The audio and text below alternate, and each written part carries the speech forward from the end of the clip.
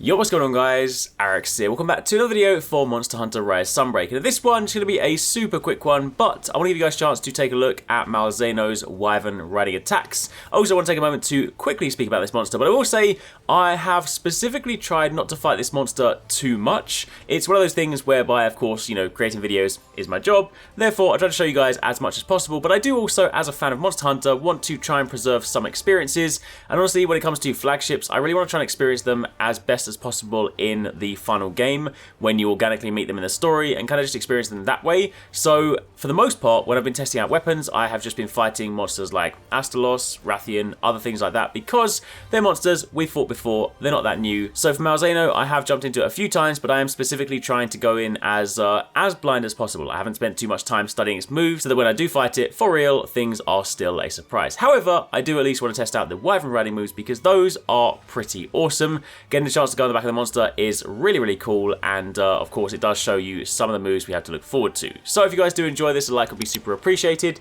Comment down below, let me know what you guys think of this. Let me know if you fought Malzeno. Are you fighting it right now? Are you also trying to preserve the experience for the full game? Let me know down below. Also, just before we get into the Wyvern riding moves, I really just like Malzeno's design. It is really cool. From the limited sort of hands-on time I've had so far, there definitely seem to be a couple of moves that are quite similar to Velkhana in that regard, which is quite interesting. But when, of course, it does go around and inflict blood blight, and then it transforms and goes into its sort of more vampiric form, that is pretty epic. So visual design wise, really digging this monster. However, of course, when it comes to the Wyvern riding moves, again, there are a few different ones to choose from. You have your light moves, you have your heavy attack moves, you have your directional ones. So of course, if you pull back, you get different ones. Malzeno has a couple of sort of close range attacks. It also has the sort of neutral heavy one. Is initially, when you use it at first, it does like a tail slam.